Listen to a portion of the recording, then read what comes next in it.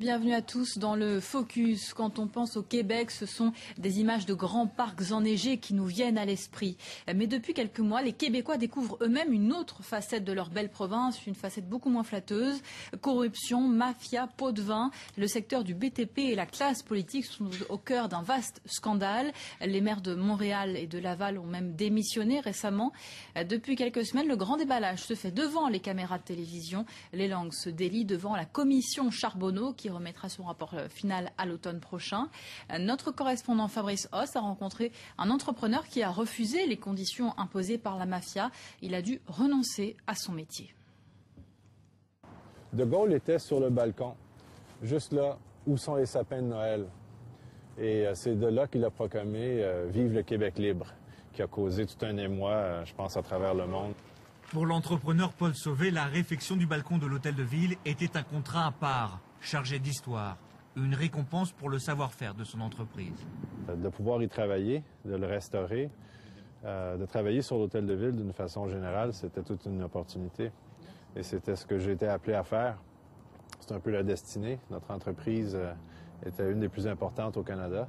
Mais c'était sans compter la mafia sicilienne, la Cosa Nostra, bien décidée à reprendre le marché de l'Hôtel de Ville par tous les moyens.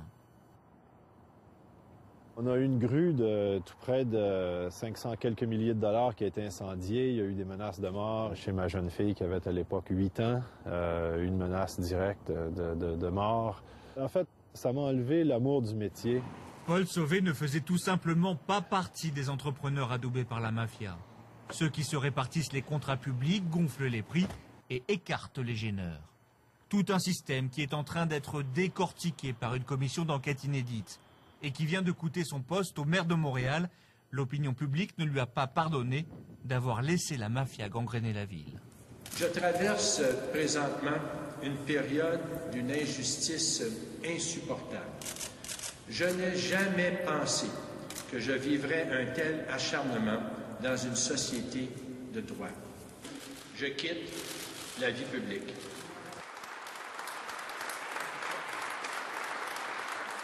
La situation était devenue intenable pour lui. La plupart des grands médias, par la voie des éditoriaux, réclamaient son départ. C'est une commission d'enquête qui ressemble presque à une série télévisée, avec des personnages hauts en couleur, des rebondissements et surtout des déclarations chocs, même de la part de fonctionnaires. J'ai peut-être reçu autour de 580 à 600 000 $. Donc cash. Lui, c'est le témoin vedette, Lino Zambito, ancien entrepreneur de BTP, le premier à citer des noms et dévoiler un système qu'il a contribué à créer. Écoutez, j'ai pas été un ange. J'ai profité abondamment. J'ai truqué des contrats, j'ai financé des partis politiques, j'ai corrompu des fonctionnaires, mais le système était fait de telle façon que si je voulais travailler, que ce soit Laval, Montréal, sur la Rive-Nord pour le ministère, j'avais pas le choix. Comme d'habitude. Déjà inculpé, Lino Zambito ne veut pas tomber seul. Lors de l'audience, il décrypte pour les juges ces images qui montrent le parrain de la mafia dissimulé dans ses chaussettes, le butin des marchés truqués. Comme d'habitude, doit les dissimuler dans ses bancs. Après avoir perdu le contrat de l'Hôtel de Ville, l'entrepreneur Paul Sauvé lui a fait faillite et s'est retiré dans la campagne québécoise. Il rêve de reprendre son métier un jour, à condition que les règles ne soient plus dictées par la mafia.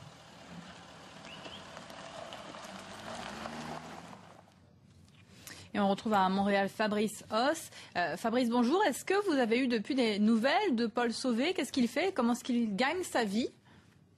Il a écrit un livre, L'industrie de la corruption, une façon de faire une thérapie pour sortir du traumatisme. Il le disait, il y a quand même des mafieux qui ont appelé sa fille de 8 ans, qui l'ont menacé de mort. Ses parents ont été intimidés, lui-même a été menacé physiquement. Et il me disait encore, il y a quelques jours, qu'il n'avait pas pu sortir de chez lui pendant 1 an. Donc c'est un traumatisme profond. Aujourd'hui, la pierre lui manque, dit-il, mais il n'ose pas reprendre sa place d'avant. C'est un entrepreneur majeur de la scène canadienne. Il attend beaucoup de la commission Charbonneau, mais avec un optimisme mesuré. Il reste sceptique quant à la capacité du Québec de nettoyer la place publique et de se débarrasser de la mafia. Comment expliquer justement que la Cosa Nostra sicilienne soit aussi active au Québec? On est pourtant très loin de l'Italie. Alors il faut simplement en fait raconter l'histoire d'un homme, Niccolò Rizzuto. En 1954, cet agriculteur sicilien qui avait des liens avec le banditisme quitte la Sicile. Son père a été assassiné à New York, donc il ne va pas à New York. Il va là où c'est libre, au Canada, à Montréal. Et puis il investit le banditisme, l'extorsion, il fait venir la famille, les cousins. Ensuite c'est son fils, Vito Rizzuto, qui lui fait passer la famille à un stade supérieur. Il va nouer des liens avec les cartels de drogue au Venezuela, il va nouer des liens avec le monde de la politique, de l'économie, il va devenir très très riche, très influent, ils vont régner sur le Québec et une partie de l'Ontario, à tel point qu'on va dire qu'ils traitent d'égal à égal avec les Bonanno, qui est une des familles majeures de la mafia new-yorkaise. Montréal n'est pas l'arrière-cour de la mafia new-yorkaise, c'est une mafia indépendante et toute puissante. Vous parliez des liens avec le monde politique. On voit dans le sujet que le maire de Montréal a été poussé à la démission. Est-ce que ça signifie que la corruption a atteint aussi la fonction publique? Il y a Montréal, Laval, la troisième ville du Québec, Mascouche. En à peine un mois, 3 maires ont démissionné. C'est la commission Charbonneau qui a permis de décrypter tout ça et qui a mis des noms en face de responsabilité. On se rend compte qu'il y a eu des élus, mais aussi des fonctionnaires, que la mafia touche partout, avec des facilitateurs. Et je pense au témoignage que vous avez vu dans le reportage de Gilles Surprenant, le bien nommé fonctionnaire de la ville qui était en charge de l'attribution des marchés.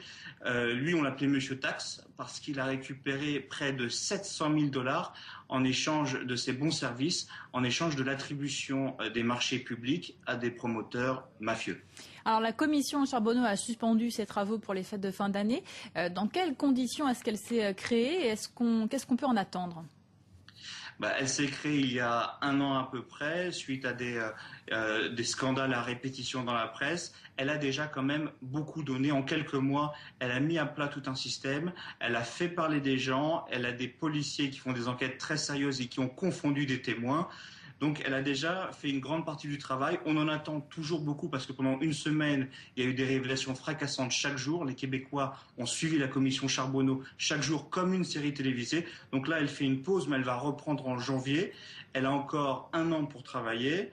Et sa mission, son but, c'est de faire un rapport, de proposer des évolutions législatives pour nettoyer le marché des travaux publics et améliorer la loi québécoise qui, là, laisse toute sa place aux interventions mafieuses. Rapidement, Fabrice, est-ce que les Québécois sont surpris par toutes ces révélations? Oui, ils ont été très surpris parce que chaque jour, c'était donc des déclarations choc entre Gilles Surprenant qui annonce avoir touché 700 000 $, d'autres qui expliquaient qu'ils avaient été menacés de mort. Un entrepreneur mafieux disait à un fonctionnaire « mes trottoirs sont assez larges pour t'accueillir un jour dans une bien mauvaise posture ». Voilà, c'était une sorte de série un peu à la Soprano qu'on suivait chaque jour, et ça a passionné les Québécois, ça les a évidemment beaucoup choqués, mais j'étais encore dans un café du quartier italien où les Québécois venaient regarder la télévision parce que les chaînes en continu diffusent les séances de la commission Charbonneau qui sont très bien filmées et réalisées par un réalisateur professionnel venu de la télé.